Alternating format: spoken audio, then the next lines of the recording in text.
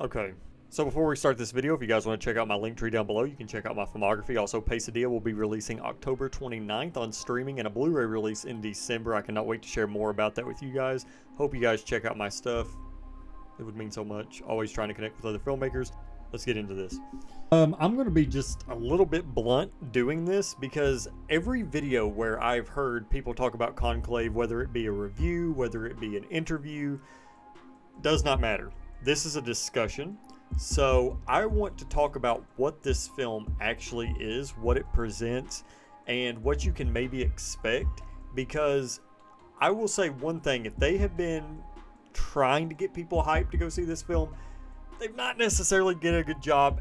And I understand why. There's not really much you can do, okay? But especially given what it's about, it's Conclave, it's about people trying to decide a new pope. The thing is, people that are religious going into this film might not necessarily like some of the stuff and the way it's portrayed,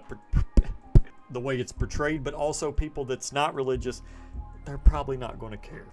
But what Conclave is it has so many interesting ideas.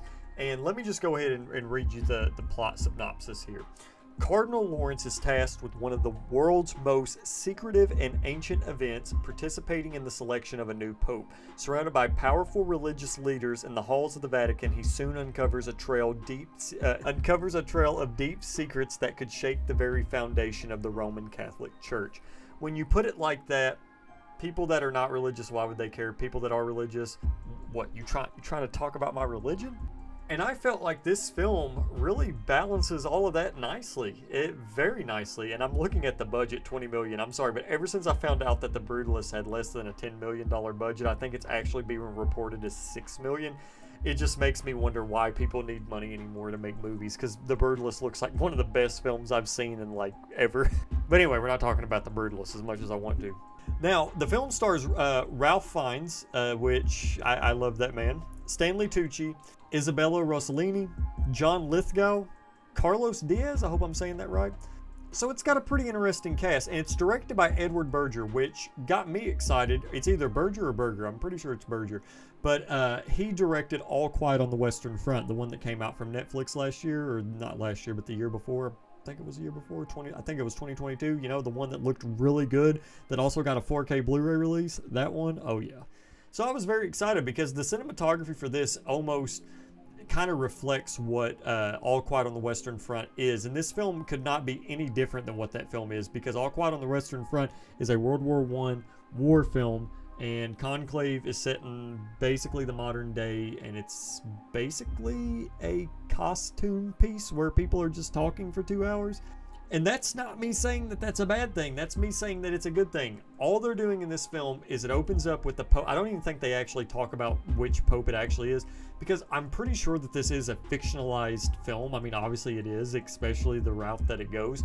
But I think it's just basically presenting a scenario to people, as opposed to, I think it's essentially it's based off of nonfiction, but the story itself is fiction, because I don't even think they even mention what Pope it is that passed away beforehand. Take of that what you will.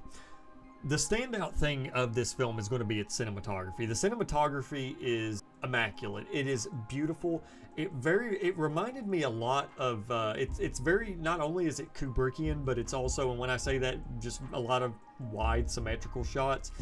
It did kind of remind me a lot of last year's Zone of Interest, where I could tell that they were shooting with lighting. I'm pretty sure they had some lighting setups, but there were some scenes that I couldn't, it just sort of felt natural. There's one specific part though in this where there's a bunch of seats and you see all of the cardinals talking, and there's a light shining down on them, and then everything else around is sort of dark black, which was very pleasing to look at. Not only is this film a 2-hour long period, well, it's not a period drama. I'm not going to say it's a period drama. I do think it's a costume piece though. Like I would not be surprised if maybe it got a costume nomination. I'm not sure. Everything looked really good. Like nothing felt out of place or artificial. But it does present very interesting ideas, especially in that third act, especially in the last 10 minutes. You're either going to be for it or you're not. Me, I personally loved it.